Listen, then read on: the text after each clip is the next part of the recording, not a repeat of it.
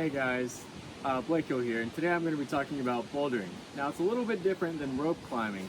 Bouldering is a very specific discipline of climbing where the moves are a lot harder, but unfortunately you have to climb a lot shorter, traditionally at least. Today I have some crash pads with me, and I'm going to talk about how to spot and how to properly set up a landing area. Now let's talk about spotting. Now the purpose of a spotter is to not actually catch the climber falling, but to just direct their fall to make sure they actually land on the crash pads. You actually might see us doing this in the gym from time to time. It's when we have our hands up like this, almost like we're trying to support the climber without touching them. This is where if they fell, we can direct their fall away from any potential hazards that might be over here, or if the landing zone is a little sketchy, making sure they land on the pads.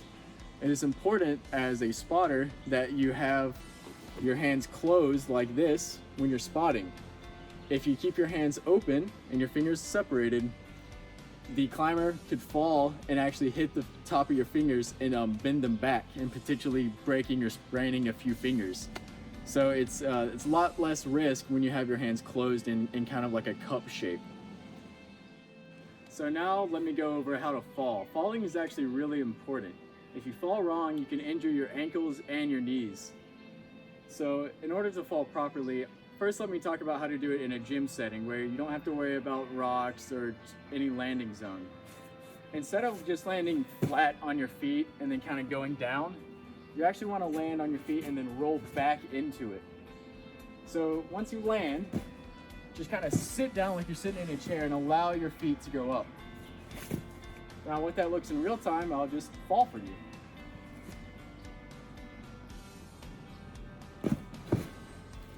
It's a very soft landing and you don't have to worry about putting any injury to any part of your body.